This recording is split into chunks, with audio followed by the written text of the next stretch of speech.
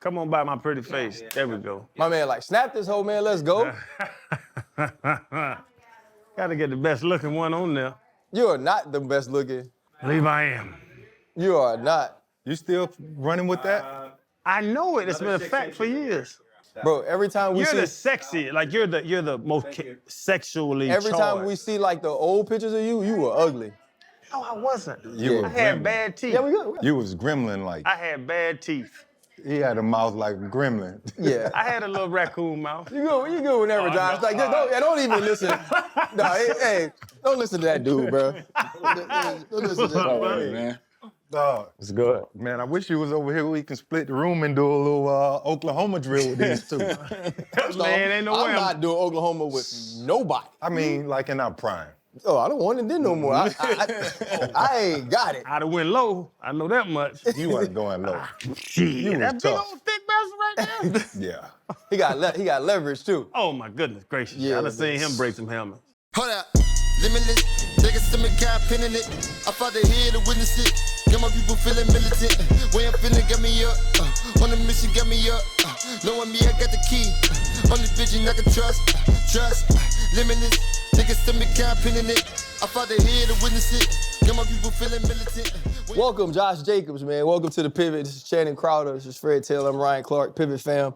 Thank you for pivoting with us. Man, we're here at the 2025 NFL Draft. We're actually in a Packer house. Yeah. Some folks that just built the house because they love the Packers. So they got a party going on upstairs. Josh Jacobs is always welcome here. Y'all know that. Josh, man, I'm going to get right into it. First time seeing you was watching you play at Alabama. Watching your poise and your interviews. You showed a maturity that was far beyond your age at the time in your last year in high school. Then I got to read something about you, man. And you talked about sleeping in a car. And you said you didn't even recognize that you were sleeping in a car. You felt like you were going to bed and waking up. What is that like for someone that was your age dealing with that? Man, honestly, like at that time, I'm the middle of five. So like I didn't really understand really what I was going through at that time. And in that moment, I just felt like, you know, this was a typical day for me with my family. And it was never like a dull moment or anything like that. I never really got to process it until I would say college. Like the first month and a half in college, I slept on the floor. Like I made like a pallet on the floor because I never had a bed. I couldn't get comfortable on the bed. Like for some reason, like I was trying to lay on the bed, I couldn't do it. So it took my roommate at the time, it was Irv Smith, Louisiana boy. Yeah. He had came in and was like, man, like what's going on? And that was the first time I ever like talked about it with somebody. I remember me and him got like really close after that. That was the first time I was like, man, maybe how I grew up and like my experiences, maybe it wasn't normal, like for real. And bro, in retrospect, how did that affect who you are now? I feel like I had to go through it. You know, I feel like, you know, I'm one of the people that I believe everything happens, you know, for a reason. And for me, I feel like I had to go through it because it taught me a lot. It taught me perspective. It taught me work ethic. It taught me not to judge people. You know, you never know people's circumstances and what they're going through. So for me, I always try to like look at things from different point of views, and that's what it's taught me. But what about one word I believe that you didn't mention was sacrifice? Facts. Your father made tremendous sacrifices for you guys, even though you didn't have as much, but he also made sacrifices. Speak to that, like how did that shape your mindset? Yeah, man, I tell people, like, you know, once I became a dad, I had my son, National Signing Day, the same day I saw him, February 3rd, That's my crazy. senior year of high school. It made me, I tell people all the time, I'm like, man, if I could be half the man my dad was, I think I'd be all right. And just because it's been nights where I legit did not see him eat. I didn't even see him sleep. You know what I'm saying? I'm like, how are you doing this by yourself with all of us? We in motels, we in the car, we in, you know what I'm saying? We try to get somewhere where we can have breakfast in the morning and things like that, but like, I'm like, how do you know what I'm saying, manage all of this by yourself? And not really tell nobody and not really ask nobody for help and just man up and do it. And so for me, when I seen that, I'm like, man, if I could be this, then I know I'm gonna be all right as a dad. It taught me a lot. But like, explain that to us, cause what age? You're going to school, you playing ball, Yeah. sleeping in the car. Like, where's your stuff? Like, where are you and your brother and sisters? Where y'all at? See, this was the crazy part about it is, so my parents had divorced when I was like third, fourth grade. And then like 4th, 5th grade is when we kind of like transitioned into the homelessness. And we all lived with my mom at first. And then like we end up moving in with my dad. He ended up getting hurt on the job. He was a welder. So like he had like a cornea, some transplant, had something in the air, flew in his eye. So he was like disability too at the same time. You know what I'm saying? So like it just made me have to learn life and have to learn like responsibilities at a super early age. And I never really like I said, man, shopping, everything, like learning how to cook, like things like that, like you had to learn super early. I thought it was just a normal life. And I never really understood it until like, you say you go to school and you know you got that we wearing uniforms. I know I got 3 uniforms for the whole year. I know I got this 1 pair of shoes for the whole year. So I know I got to make it work. You know what I'm saying? So I learned how to take care of my things and things like that. But like, man, it was definitely rough for sure. What about when you are playing in Oklahoma? I think the final stats are something like over 5,500 yards rushing, over 55 touchdowns, and you looking at dudes who you know you're better than, right? Who you're out rushing by thousands of yards, and they getting all of these offers, and you aren't. Yeah. Because I would have to think, right, Josh, you knew, okay, Pops can't pay for me to go to school. I don't have the means to do that. So football is going to take me there. Yeah. But when you're doing everything you possibly can on the field and you aren't seeing it pay dividends in recruiting or scholarship offers, what was your mindset then? I remember I started getting into other things. And I remember it was like a point in my life where I started seeing people like go to jail and die and like, you know, things like that. And I'm like, is this really what I want to do? See, I was blessed enough to have the people that I looked up to look at me and be like, bro, you destined for something bigger than this. And that's the thing, like, I could say I had a core group of people around me that believed in me before I believed in myself. So for me, it was always different. And like, when it came to the not having scholarships, I was confused. I really didn't understand it. My junior year, in the first like 4 games, I had like 1,100, 1,200 yards. I'm like, I don't got no offers. I'm like, you feel me? I'm leading the state. My senior year, I'm leading the state. I'm looking at, because every week I'm looking in the paper. I'm looking at everybody's numbers, and I'm like, damn, I'm leaving everybody, and I don't got no offers. I passed the ACT my sophomore year of high school. I'm like, well, I don't really know what it is. But, God got a plan for everything, man. And, I mean, he had the final answer for sure. 2022, you led the league in rushing, something I never did. And I can't even understand what that feels like. But I understand what it feels like to buy a home for one of my parents. Mm-hmm. You bought your father a house in 2020. Mm-hmm. Could you take us through that moment of gratitude, like your mindset and like the build up to that point? A lot of people don't know, in my rookie year, I was living very modest because like I deferred my signing bonus. We was in California, we was in Oakland. Mm-hmm. So I tried to defer my signing bonus to get it, in Vegas. You know what I'm saying? Get a little bit more of that. So I'm like, man, so that was my first like real major purchase. And what happened was I actually had a Super Bowl commercial with Kia. And they told, that was the first time I ever told my story for real, like on a national stage. And that we did it in Tulsa. So like, and I just happened to get paid more in that commercial than I did that whole year in football. Mm. So like, that next day, right after the commercial, I went and bought him a house. I was already looking. I went and bought him a house, and the emotions, his face, I still see his face, like, it was just surreal for me. It was something I always, said that you was gonna do, wanted to do, but it was also something to make him feel like, man, you sacrificed this for me. Mm. Like, you would never have to worry about nothing ever again. You don't wanna work, you don't wanna like, the house, like, this is your house, and it's gonna forever be good, and that was my mindset. You sleeping on the bed or on the floor? I'm on the bed now. I can get on the floor, man. Josh, I have a question that I think is a little different, and maybe you've answered it before.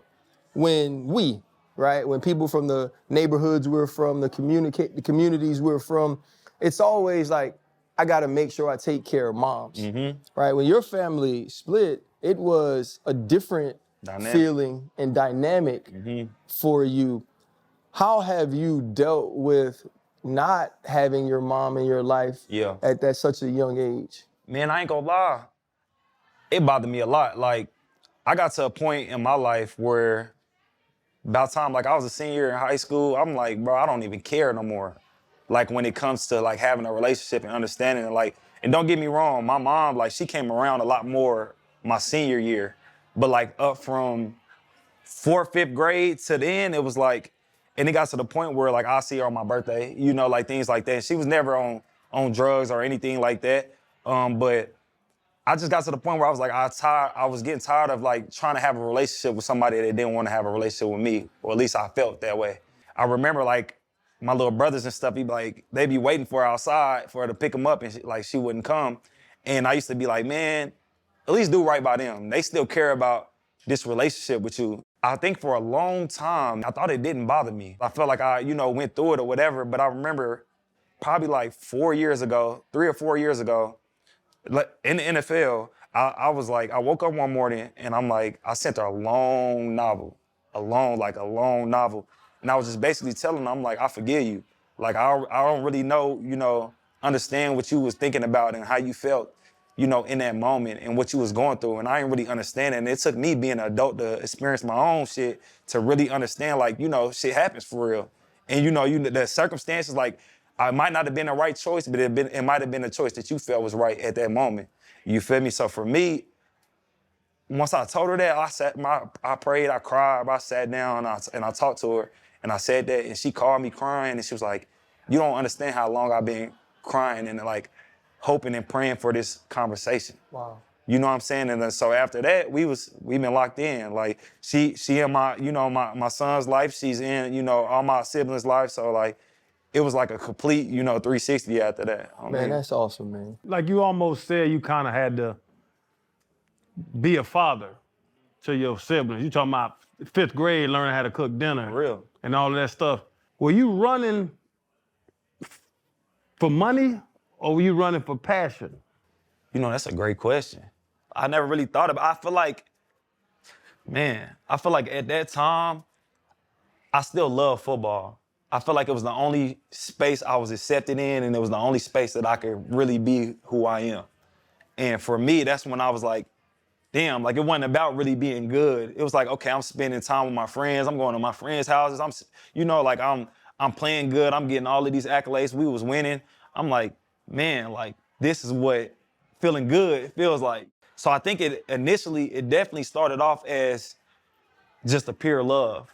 I think when I got to high school, it started becoming more like, not like a job, but more like, yeah, this is something I can use to change my life. Like, this is something that can be like really real for me. I always felt like I was good, but I never really got the recognition, so I didn't really know how good I was, So like, I always like, that was the main reason why I went to Bama. It was really just to prove that I belong to myself. Like the best stage, the #1 school against some guys. You feel me? I was like, if I can make it here, then I know I'm gonna be good. Yeah. And I say it all the time. I was playing for pure money. I was playing for money. Now they got NIL, so you can say this. I was getting paid every level I played at. So I was literally playing for money. Yeah. And they took my second deal in the league for me to click off. When my rookie year, on the way to the games, I knew how much money I was making for that game. These motherfuckers give me 20 racks to tackle people? Oh, I'm gonna go out here and knock me somebody out. And then I got my second deal, and then I was just playing ball, having a good time because I had that money put away. Yeah, you already said. They called me a pocket watcher. Was it the 50 that you got? Did that change your approach? You know what I'm saying? Like when did, because you said it went to, you saw like this could be a career, this could be a life-changing career for me. When did it change back to, man, I'm gonna go out here and just show out? I would say when I went to Bama, I went to school for business management pre-law.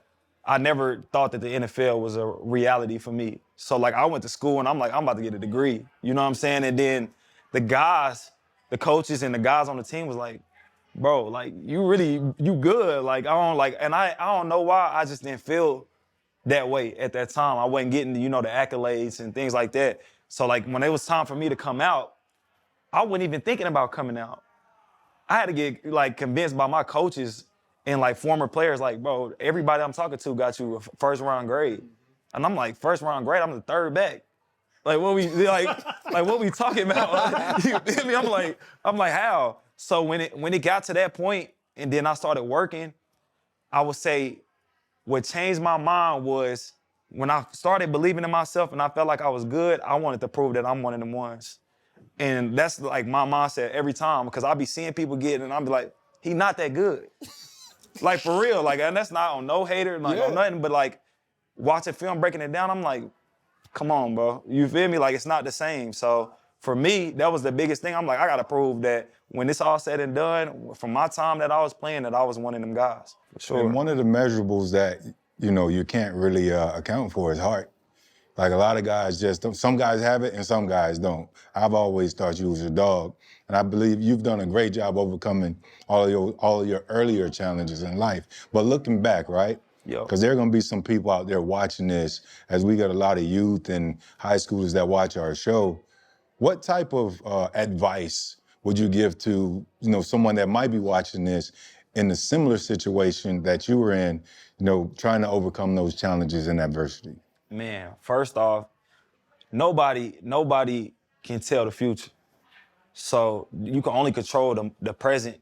And what I've learned in life is full of critical moments. And whatever decision you make in the moments can alter your life forever.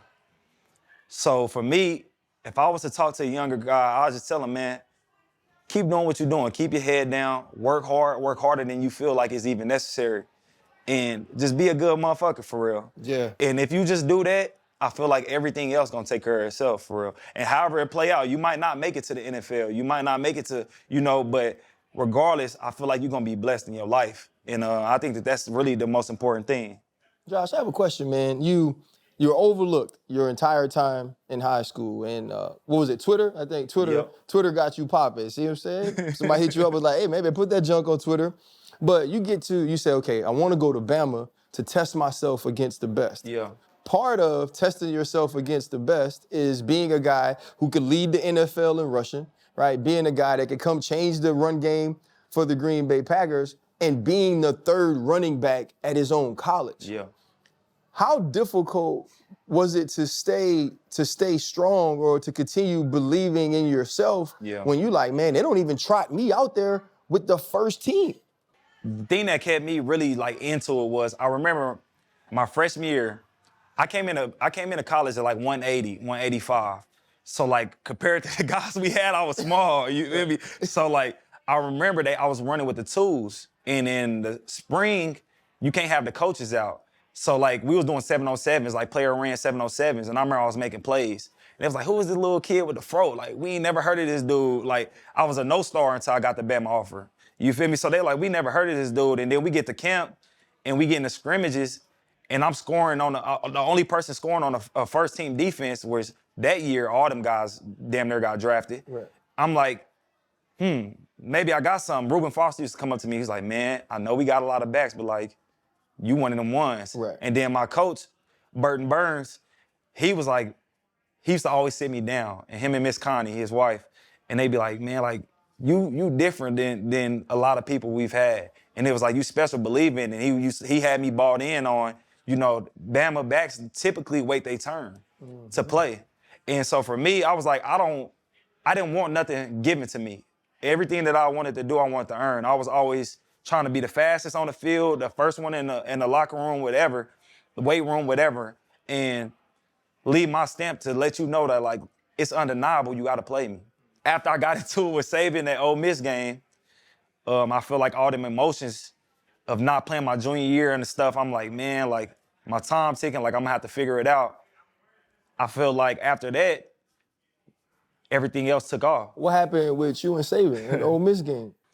I scored a touchdown because I played, but like, I think I've only got more than 15 carries like in one game, my whole college career. Oklahoma, you had 20 touches. Yeah, I think that was the only game like in my career that I got that amount of carries. But I was like, that Ole Miss game, I scored a touchdown and I got a taunting penalty.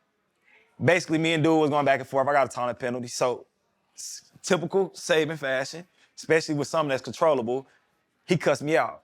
So I'm like, shit, like I eat it. You know what I'm saying? I'm like, he cussed me out. I got to eat that. Like, it's due.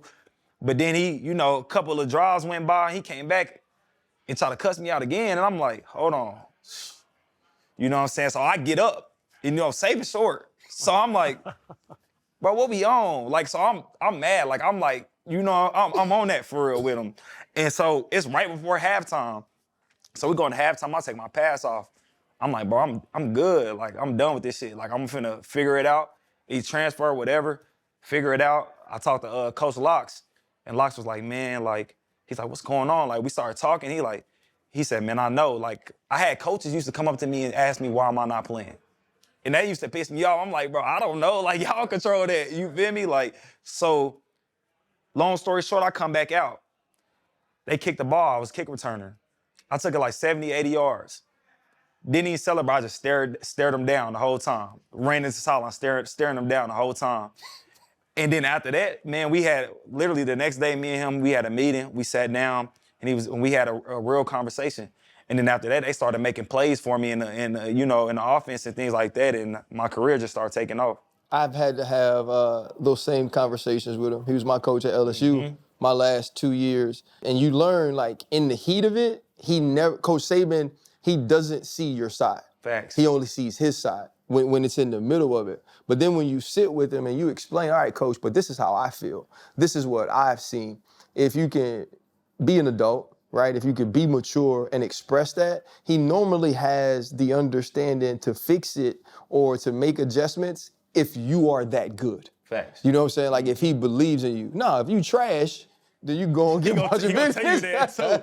But the thing about him though is, like, so many people walk on eggshells around him that anybody that's willing enough to have the balls to be a man enough to speak to him, that he respects you. Yeah. And the way that he treats you is totally different. Like, people were like, why y'all relationship was how it was? Like, he joke around with me and things. I'm like, cause I'll talk to him for real. Like, I'll tell him when he tripping, like, you wrong, like, you feel me? Like, Yeah. And a lot of people were scared to do that, even people that just work for him, you know what I'm saying? So that was a big thing. But he is a fair guy, man. I mean, and he is, you know, the greatest, in my opinion, college coach of all time. Without a doubt. Man, listen, I'm in Green Bay right now, and it is absolute chaos. Thousands of people here piling in from the draft. I'm jumping from ESPN to the Pivot, having to get back to the hotel, and across the street to where we're filming episodes. It's been a wild time, but hey, man, I'm prepared for it. Life in general can be chaotic, especially if you're in charge of e-commerce shipping for a big-time business. That's a special type of chaos.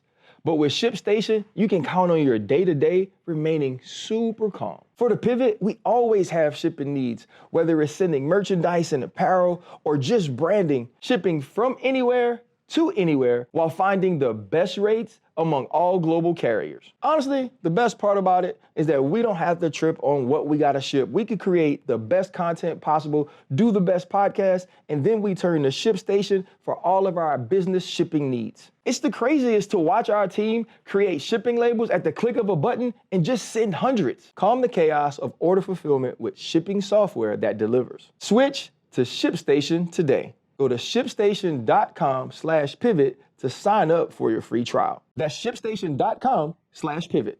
It's hard to believe you were a 0-star until they recruited you. Yeah. What are your thoughts on the whole ranking system, though? Bro, I think that shit is terrible. Cause, like, obviously I couldn't afford to go to camps. Yeah. So, like, if anybody was in camps, that's where a lot of people get, you know, they ratings and stuff at. And I'm like, I can't spend $200 to go to Dallas just to get there and then another $200 to play. Like, you know what I'm saying? Like, it just when I couldn't do it. So I'm like, my tape got to speak for itself. And it got to the point where they was sending out the news people and stuff to my games because they thought we was padding my stats. Like, it got to that point, and then the only game that I ever played on TV in high school, I had 500 yards in that game. So it was like nothing. You feel me? I'm like, I don't really understand it. So the rating stuff, it is what it is. I had a dude literally 10 minutes up the road from me, and he was 5-star recruit, and I'm like, my numbers is better. Like, I don't get it, but it is what it is. Do you have a favorite Bama moment? Definitely Oklahoma, for sure. For sure. Like, now on campus, like, football-wise, for sure. Like, Oklahoma game, playing the town, everybody from where I'm from was making bets against me. Everybody was like, you're not gonna win. Like, a lot of people told me I was done for going there in the first place. They're like, you're never gonna play. You feel me? So, like, when I got that chance, I'm like, we playing Oklahoma? in Miami, my first time in Miami at that, I'm like, we spent the whole week out there. I'm like, yeah, bro. I'm like, yeah, I gotta cut up. And it was just one of them games where it was so fun just to play. I think I was laughing the whole game. Like, it was one of them games where I felt like I could do no wrong. I felt like every time I touched the ball, even if I got tackled, I was close to like scoring. Like, it was just one of them games. And bro, you ain't never, because you said when Saban snapped, and I played with Saban in Miami, he'll cuss out anybody in the Fact. world, yeah. Fact. But before that, years before that, you being a backup, you ain't never think about transferring? Nah, because like I said, I was going for school. Like, don't get me wrong, I was still doing all the things right. Like, I was still working my ass off, everything. I was doing all the little things right. But I never believed we had players that complained about playing time and did like whole shit, like go in there and be like, oh, you see he missed this block, this game, man. I was like, bro, I would never be that. I just could never be that person. That's not me. So for me, I want it to happen organically. I want it to be undeniable. Like, when I stepped on that field, like, it's a reason why I'm playing. And I just try to make the best of every opportunity I had. Josh, you, Saquon, Derek, y'all all switched teams this offseason. You know, we were in those conversations about the running back position not being valued how it should. Those are three of the best rushing attacks in football. And to me, it's no coincidence that it's three of the best backs in football who have now become members of those teams. Do you feel like last year shows that the running back position should be of more value than they make it on paper? I mean, I definitely do. We touch the ball the second most on the offense other than the quarterback. And people act like we just run the ball. We got to block. Sometimes we got to block DNs. I'm like, I don't know why the we blocking the DN. And then we got to catch the ball and catch it at a good rate. I think everything comes full circle. I think that with these next group of guys, with the Bijans and the Jamirs and those sort of guys, I think that they're going to help, swing it around. But I do think that the three of us really made a statement. And I think that, like, the way that we changed our teams and impacted our teams, that it's kind of just undeniable what it is. I hope it turn around. I hope that a lot of these younger guys, get what they deserve. And that's definitely something that I know that everybody look forward to. Josh, when you are one of the best running backs in ball, right? And you talked about the Georgia game, right? You said every run, it felt like I was a tackle away from breaking it. It felt like that was every game for Saquon Barkley this year, man. As a peer, as someone who is seen on that level, how impressive was what Saquon was able to do in Philadelphia last year? Yeah, some of the shit he was doing, I'm like, damn, like, I wouldn't try that shit. But I'm like, yeah, like, it was nice. I ain't gonna lie, it was nice. But then I was looking too, like, I'm telling you, I study film for real. And I'm watching this line, I'm like, this line is amazing. I'm like, he damn near getting 3-4 yards without getting touched. And with his ability, it's like, bro, you can't give him that much. You know what I'm saying? Like, you got to bottle him up early. You know what I'm saying? So I think he is literally in the perfect system for his style of game. And he's with a perfect group of guys. So shout outs to him, man, for sure. Yeah, it's crazy. Channing and I, we were talking about that in the car on the way over here. And not taking nothing away from Saquon. I've always said he was my favorite guy, even when he was in New York, right? One of my favorites. But to put him with those receivers, that quarterback with his running ability and that offensive line, on top of what he can already do, like, that's a cheat code. I don't know what the Giants were thinking. But yourself and being out in Vegas, right? You got a dry heat, hot as hell, and then you got to transition out here. So much football tradition, but it's cold as hell. What was that transition like for you? Honestly, man, I loved it because camp felt great. Camp was 70 the whole time. Yeah. I'm like, damn, this love. Like, I'm not in this 110, degrees. But then, like, even when it got cold, it didn't really get cold till, like, after Halloween. It started getting a little bit cold. But I loved it just because, we practicing it every day. So, like, you get used to it after, like, the first, like, week and a half. And then, like, we wear it as, like, a badge of honor. Whenever other teams come in, we like, okay, we used to this. You know what I'm saying? You got to play in this. You got to match us in this. And then playing offense, I'm like, I love it because I know defenders don't want to touch me. I'm like, yeah, like, I know it's gonna hurt. I know it's gonna hurt when you hit me. Like, for me, I thought it was like the perfect combination. Do schemes make backs? Is there like you watch Saquon or watch Derek or just watch some stuff and be like, hey, coach, we need to put this shit in? I say schemes make average backs. I think great backs can do whatever. I agree. I think great backs can do whatever. You put them in whatever system, they're going to make it better. They're going to figure it out. And that's just my opinion. That's why I say, even when it comes to the market, you can't lump everybody in the same category. It's 6 to 8 guys that you got to put in a different category. And that's really just what it is. It takes a special talent to play on this level, to play at Alabama. And just listening to Fred talk about the transition, it made me think about Henry Ruggs.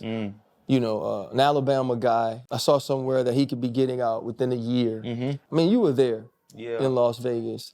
How difficult was that to deal with as a teammate and a friend to see someone have to go through what Henry was going through, which was, in many ways, self-inflicted? You see, I got goosebumps, bro. You brought that up. I still talk to Henry. So Henry still called me. We still, like, you know, I'm still help him out and all of them type of things. His wife and his daughter, like all of that. Like we still connected. I know his whole family. You know, he's from Alabama. He played with me at Bama. His mama and them taught me how to bowl. Like, you know what I'm saying? Like, it's real love on a deeper level when it come to Ruggs. And the sad part about it was we talked about going out that night.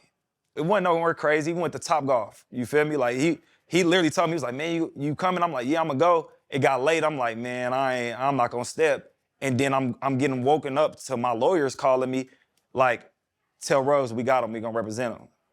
I'm like, what you talking about? And then I'll go on social media and I'm like, whoa. So the first thing that happened to me, I'm like, bro, it ain't no way. So I instantly get mad. And then when I started finding out more about the story and like how, you know, they were supposedly racing, I'm like, who was he with? But he was with his family.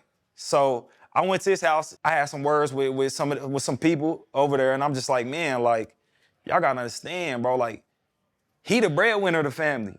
He the one changing all of y'all life, everybody. You know what I'm saying? And then not only that, he's a good kid. He's never been in trouble. I've never seen him do nothing crazy. Like, he was just one of them guys that had a very, very unfortunate situation and something happened, a decision that he made. You know, and that's what hurt me the most, because I'm like, man, he ain't somebody that you would look at and be like, bro, you deserve this to happen to you.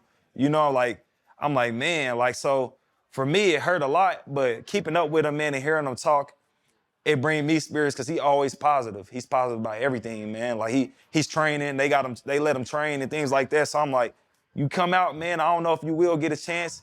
I've been talking to some people for him. Like, they've been saying that a couple of teams was willing to give him a chance. I'm like, when you get that chance, man, you better not ever, don't look back. Don't look back and prove to yourself and prove to everybody that one decision don't define you and who you are as a man. You know, and that was my biggest thing for real when it came to Ruggs. Yeah, I said recently, we were talking about Kyron Lacey, who went to LSU, passed, and I was just saying, like, we can't define everyone by their worst moment. And, you know, I think it's beautiful. One, it shows the type of human you are, that you stay connected with him, you stay connected with his family, but also, man, on his end, too, if he does get that opportunity to show people that those decisions or one decision doesn't have to derail our entire life. And I think it's great for our viewers to hear you say that about him, because, you know, the outside perception is all about what happened in that accident. It's all about the decision he made to drive. And so I appreciate you being so open and honest about that, man, so we can know more about him as well. Right, and even on top of that, RC, you talk about perception. Now, you hear people whispering about Vegas, the team out there, NFL having a team out there, and potential distractions. How was it really, you know, being out there? It was nothing like how people think. Like, the guys that was going out for real was the guys that weren't playing, or the guys that was barely playing, which I didn't understand that, because it sounded backwards to me. Right. But, like, that's literally how it was. Like, you live in Vegas, you're never on the strip. Like, you rarely ever go. You go if you taking your family to eat or something like that. Like, you never down there. You never really in the mix. You don't really have time to even be in the mix. And then if you a player, everybody know who you are. You know what I'm saying? So it's like, it's not like you can even do much anyways. So I always tell people, like, the people that struggle out there and, like, with the lifestyle and stuff, those are decisions that they're making. That's literally are decisions that people make. Because I was out there for 5 years and I probably only went out 2 or 3 times in 5 years out there. You know what I'm saying? So it's like, you could definitely choose what you want. But the problem with Vegas is it has everything that you. Yes, sir. It has everything that you could choose. You feel me? For real, that's the problem. But I think, man, like after the Henry situation, they started changing a lot of stuff with the franchise. Like they give free Uber rides now. We got like if you a Raider player, you can go on the app, whatever, and put it in. They give you so much like tools to help. Safe. Yeah, and to help people in that. So like now, if something happened now, it's nobody's fault but the person. And I genuinely feel that way because they give you every tool and opportunity to make the right decisions, for sure. You talked about your OGs growing up, how they saw something in you and really kept you out of trouble. Yeah. Because you could be that guy. Is that what NFL teams need? Because I'm with you, bro. I'm from Atlanta. I went to Miami and went crazy. They could have sent me anywhere, Sacramento, anywhere, and I would have had a party. I'd have been there wild out.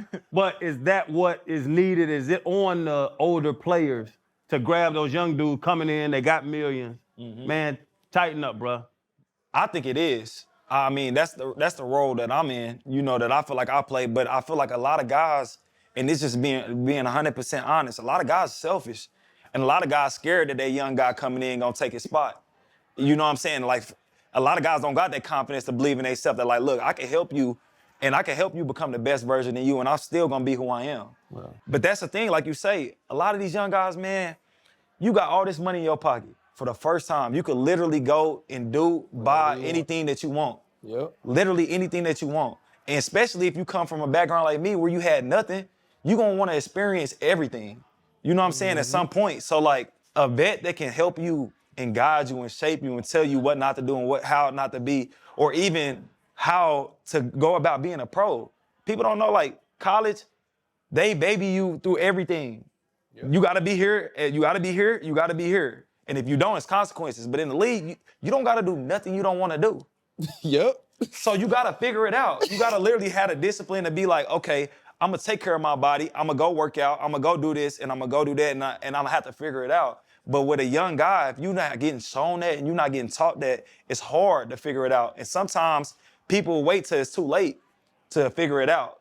And you 2 or 3 years in, now they're like, oh, he ain't did nothing, we about to get rid of him. And the whole time you a baller, but you don't understand, So I think it's important that the veteran leadership has that role in every locker room, but not only that, the guys are willing to be honest and be open with these younger players coming in. Josh, you like an OG here now, right? Like the way the league works, you don't have to get to year 10. Come on. You know what I'm saying? It's not for long, right? And so when you start to establish yourself as a leader and as a Pro Bowl player, you also want to win championships. You went to a school that's only about championships. Yep. With Jordan Love and Matt LaFleur, some of the young defensive players that you guys have. You guys lost in the playoffs to the Eagles. What needs to happen for the Green Bay Packers to be in the NFC Championship and a Super Bowl contender? Man, so watching that game, the Eagles game, and then watching them throughout the rest of the playoffs, I felt like we played them better than any other team. Like, just looking at all so I was telling all the guys, I remember the text, I was like, man, we that close. Like, I know y'all seeing this, it's like we there. But I think towards the end of the year, as a team, I think we need to build the stamina and the callous, for real, mentally and physically. Because towards the end of the year, a lot of guys were starting, we was banged up. Like, if we would have won that game, we would have definitely got blew out that next game because half of the team would have been out. You feel me? So, like, I think that, and not only that, having a young team, we was the youngest team in the NFL. Yep. So having a young team, these guys get another year's worth of experience under their belt. They'll be able to come in and really step into their own and know the offense and know the defense enough to the point where you can put your own spin on it and really play. And I think that's the thing that we kind of missing right now is a lot of guys, they're really good players, but they teetering on the edge of actually playing and doing the things that they know they can do and wanting to do the right thing every time. And I feel like whenever you play free and what you play free within the offense or within the scheme, those are the best players in the NFL. Right. Yeah, just to piggyback on RC's question, Jordan, man, special talent. I wish I could share the huddle with him. What makes him special? Bro, first off, the throws that this dude can make, I don't think people really understand it, bro. Like, I went up against Pat Mahomes twice in my whole like, you know, I've seen him do some shit I've never seen nobody do. Right. And like Jordan give me flashes of that. And I think for like Jordan, I think when he just really gets comfortable and he settled out, because, you know, he was battling a knee injury damn near the whole year. So, you know, it's hard when you battle a knee injury, you're a quarterback, you can't move as much as you need to and things like that. But I think when he gets comfortable and he understands his games and his strengths and weaknesses, that he can take his game to the next level. I think that's the next step for him. I think also you get him some guys, you know, that's going to also protect him and, you know, catch the ball when it's time. He going to be straight. And I think we got that group of guys. I think that, you know, we some experience and a couple players away from being really special. And, bro, you went to Alabama, who has a crazy fan base. I say nasty fan base. I'm an SEC guy. But also, now you're in Green Bay. Them nasty human beings out there in Alabama now. But now you're in Green Bay, and we've been here for a couple of days. Now, I've seen your jersey all over the place. Like, is it the same? Is this like a college fan base in the NFL? That's the only way I can explain it. And, you know, we're the only team without an owner. So, like, the way that the fans buy into it, because a lot of them, like, part owners, so, like, they buy into it a little differently. You know what I'm saying? But, like, not only that, it's not too many teams where you can go 20 blocks in any direction and you still gonna see Green Bay flags on every house. Mm-hmm. You know, it's not a lot of places where the stadium is the main attraction and the main source of income in the whole community. So, like, everybody is either working for the Packers in some type of way or, you know, around it, involved in it, and they bought in. And that it really do feel like a college town, for real. There's different schools that are known for certain things, right? Alabama, hell, y'all known for everything, every position, right? But, like, when kids grew up around the time Patrick Peterson and Tyrann Mathieu were playing college ball, everybody wanted to wear 7 in Louisiana. Yep. Everybody wanted to play corner, right? That's what you wanted to do. You grew up at a time, bro, you got to watch Adrian Peterson play at Oklahoma. How much did that play into you wanting to be a running back? Man, I knew, because, like, when I first started playing football, I couldn't make the weight. You know, you got, like, weight classes. I couldn't make the weight, so I was on the defensive side. Right. So I'm like, I like running the ball more. I don't like, you know, tackling cool, but, like, scoring them touchdowns, seeing everybody jump up and, you know, and things like that. I'm like, yeah, that's what I wanted to do. And then seeing AP, crazy. Like, especially in real life, like, you watching this full time, you like, I've never seen nobody like that at that point in my life. Right. And then my favorite running back was always LaDainian Thompson. So, like, watching him play, I'm like, damn, these motherfuckers different. You know what I'm saying? And that's what really sold me on playing running back, for real. Speaking of Alabama running backs, you know, I got to ask you this, right? I love my backs. Here you go. The Alabama Mount Rushmore. Oh, Your Alabama Mount Rushmore. Running backs. Who the rushing leader? Shaun Alexander, I think the rushing leader. Shaun Alexander. So you gotta put Shaun Alexander, Derrick Henry obviously in there. Right. See, where it gets tricky is, like, do you put Trent? Do you put, you know, I would say Trent Richardson. You throw Trent Richardson in there. And I'll probably say Eddie Lacy, bro. Mark Ingram won the Heisman. Mark. I forgot about Mark. Definitely Mark. Definitely Mark as my fourth. Najee up there too, right? Like, isn't he like see, top the reason why I don't put none of the younger guys is because, like, I feel like the game was different when they played. Yeah. And, like, the time, like, and they really created what we call Bama legacy. You know what I'm saying? So they the guys that I really would say. They used to say that Bama backs didn't do a lot in the league, but y'all have erased that theory. Y'all definitely buried that. But we always ask our guests their biggest pivot, right, in life. That's that one moment you can look back on and say, without this happening to me or for me, I wouldn't be who I am today. Yeah. Man, biggest pivot. Man, I would say probably, man, really being homeless, man. For real, honestly. Like, experiencing that and growing up and have to really be humble and have to really, like, sacrifice and you know, like, look at things from a different point of view, really, like, not feeling like I ever, like, fit in places and sorts like that. I always had to feel like I had a lot of time to look inward. I would say that was probably the biggest moment. And not only that moment, probably when I had a random dude from Texas, Coach G, hit me up and share my highlights. And he literally random, like, it was so random. He's like, man, I was watching another kid and I end up coming on to your page and I seen your huddle and he's like, it's no way that you don't have no offers. Wow. He said, man, I'm gonna help you.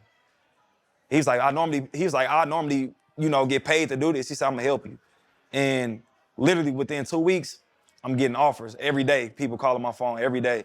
So I would say he definitely played probably the biggest role to me being here right now in this situation than anybody else. Look at God. My last question is this. For a little bit of your rookie season, you were on the team with Antonio Brown. As a guy who comes from a very disciplined background of Alabama, when that is your first offseason, dog, what was it like, the saga of AB, bro? I'm not gonna lie, so it's a lot of different things. One, I'm not gonna lie. So first off, when he made that video, the free me video, I was sitting right next to him.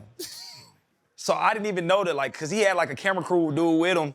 And I'm like, when I seen it on Instagram later, I went home, I was at his house. I seen it on Instagram, I'm like, no way this shit blew up. And they really let him go. I'm like, wow, like what's going on? But see, the thing that people don't understand about AB is very smart. He is very smart. Like, and I think that a lot of things that he do is calculated. I think a lot of decisions he make might be wrong in that moment. I think he act out of emotions sometimes, but I do understand him and see him for who he is. But he would be one of them guys, man, he be in meetings, he on his phone. And he ain't even hiding that he on his phone either. He like on his phone, but then be the only person to go out there on the field and never mess up a play. Right. And the hardest worker, the only person I can really compare him to is that work as hard as him is Max Crosby. I've never seen nobody work as hard as AB on the field. He gonna run 100 yards, come back down, and line it up again. I ain't like the way you threw it. Run it again. And then he gonna come back to the ball. He gonna finish every time. He gonna be the hardest worker on the field. So, like, I got to see different sides of him, you know what I'm saying? I'm like, if the work ethic and the way that he put the love and the joy that he put into the game, I feel like if he could just figure that out in everything that he do, he'd be really successful in life for real. And I mean, he is successful in life. It was definitely a saga for sure. It was definitely a saga. Man, I appreciate you, bro. We've been trying to get this done for a long time, man. Best of luck to you first, but also to your team, dog. I know what it's like to want to be the best you can be, but also want to lead your team to success, man. So we appreciate your time. Nah, I appreciate you having me, man. Dog, Yeah. AB funny as Bro, he's funny as hell. But that's the thing that hurt us the most, bro. Because when AB came out of college, he trained down south and you saw the grind. Bro, he cold. You saw the special stuff, man. It Bro, was just cold, bro. crazy, man. Hold up, limitless, niggas to me, got pinning it. I fought the head to witness it. Got my people feeling militant. Way I'm feeling got me up. On the mission got me up. Knowing me, I got the key. On the vision I can trust. Limitless, niggas to me, got pinning it. I fought the head to witness it. Got my people feeling militant. Way